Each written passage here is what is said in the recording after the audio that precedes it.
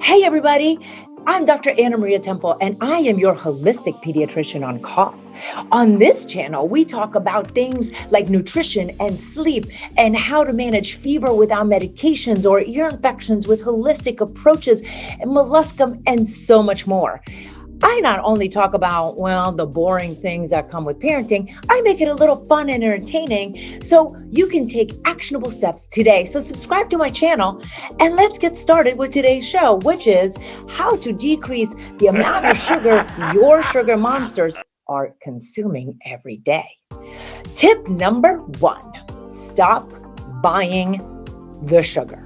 So if your children are addicted to cookies and juice and sweet treats, and they're always whining and asking you for more, and you're like, why are they so addicted? First of all, see my previous video on why this has happened. And second, we are going to stop bringing it into the house. Forgive me for a second if I say that this is the same as a drug addiction. I'm not making light of drug addiction, but sugar is as addictive as cocaine. So if we had one of our children that was addicted to drugs, what a horrible story. You're not going to bring drugs into the house and then yell at them because they want to partake in the drugs that you just bought and brought into the house. The same thing is true for sugar. So if you buy it and bring it into the house, they're going to whine and carry it on all day long until you give it to them. Here's a couple of things. Number 1, children don't have a driver's license if they're less than 16 years old.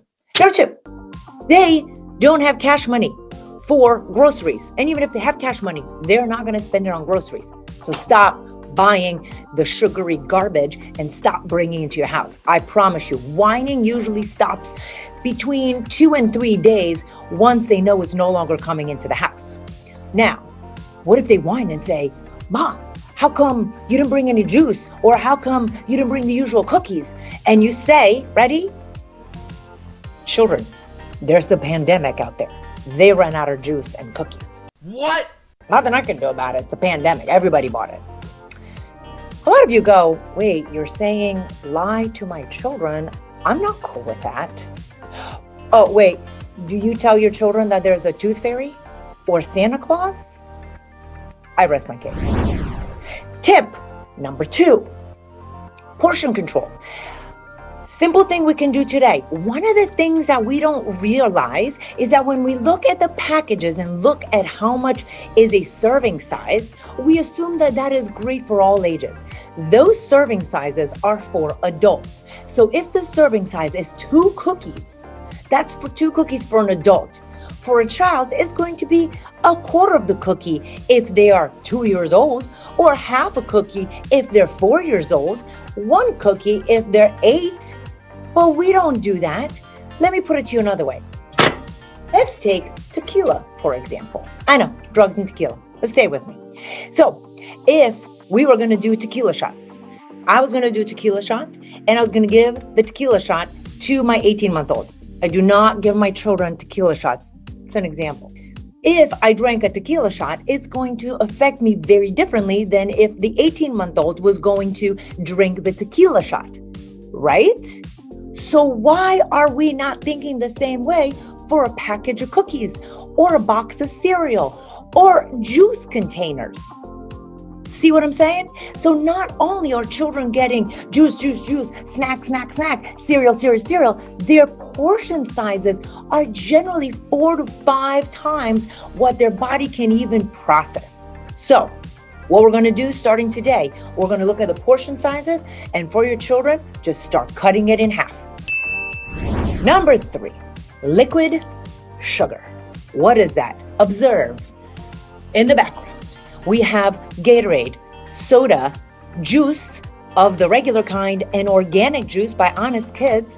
And we look at the packets of sugar. That is how much sugar is in each container. The human body can only process 6 packets of sugar a day, and that's adults. Observe how many packets of sugar. In the sports drink alone, 11 packets of sugar. How do you figure this out? You take your sports drink or package, you look on the back, see how many grams of sugar, divide that by 4, and that's how many packets of sugar are in your beverage. Well, what is a parent to do? What if the children need electrolytes? Oh, you mean for a 5-year-old soccer game where they sit in the outfield and pick flowers for like 30 minutes? They just need water. It's good. Electrolytes were specifically designed by the University of Florida for athletes, football players specifically, that were practicing in the Florida heat, and they were drinking so much water, but yet they were still passing out. So what they did is they added salt to the water for the electrolyte. The reason sugar was later added is because salt water tastes like buttocks.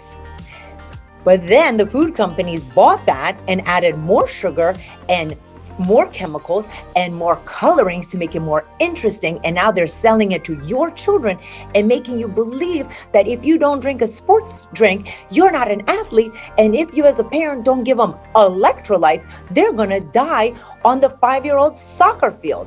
Not true.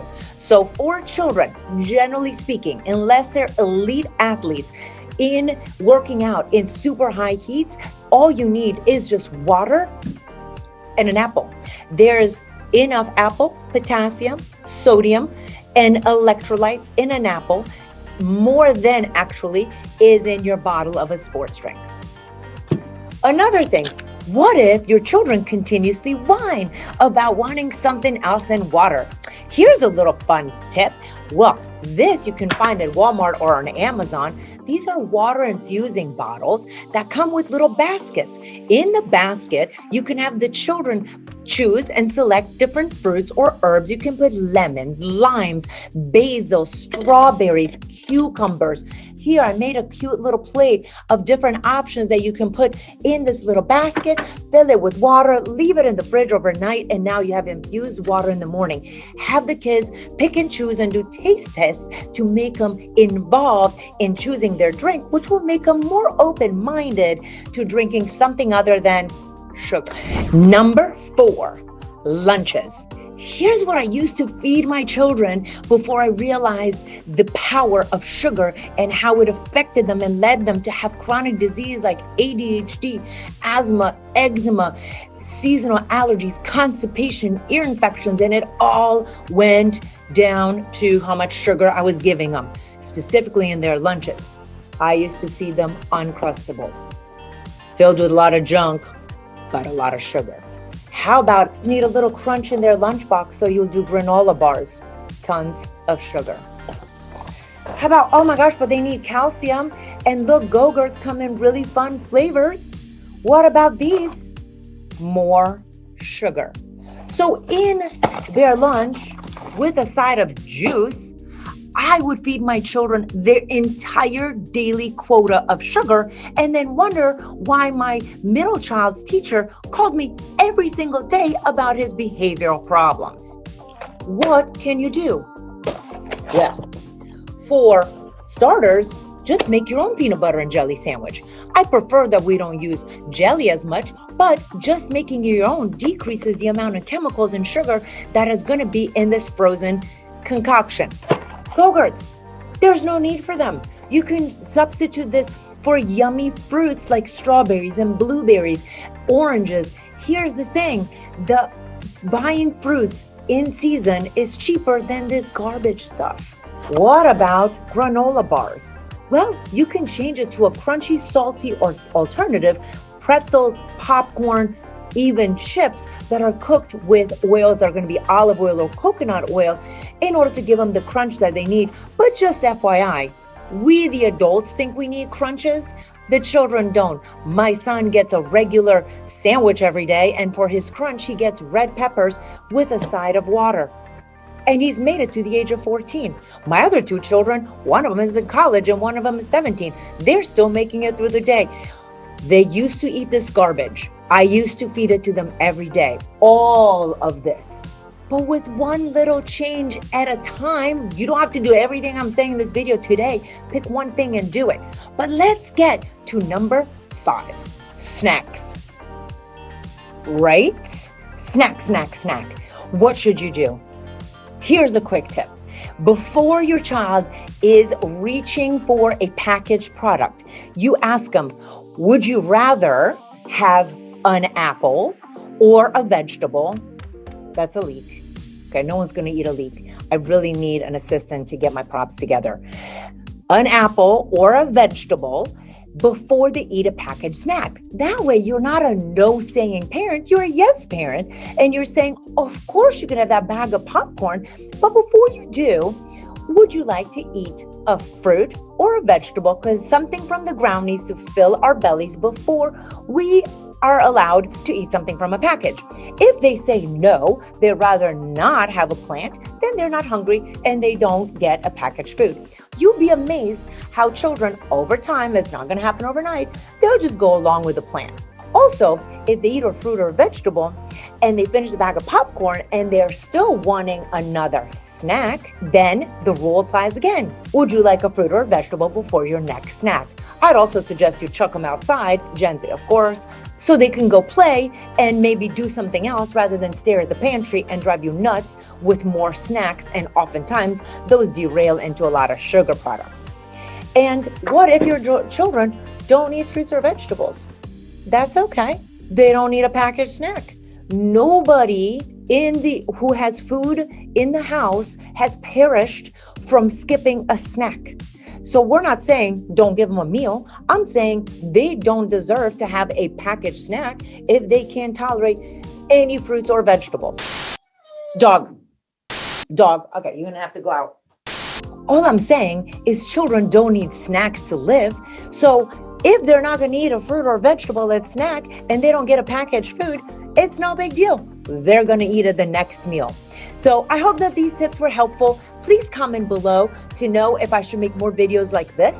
And for those of you who are like dying to have tips right now before the next video comes out, I have all these tips in my handy dandy book that you can find on Amazon, The Rule of 5, A Parent's Guide to Raising Healthy Kids in This Unhealthy World, where I talk about all the electrolytes, snack time, sugar monsters, and so on and so forth. Easy read. Most of my mamas have been reading this in one day.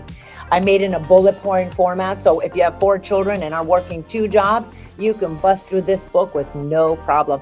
Anyway, please subscribe to my channel, and I'll see you next time for another helpful parenting video to make your life a little easier.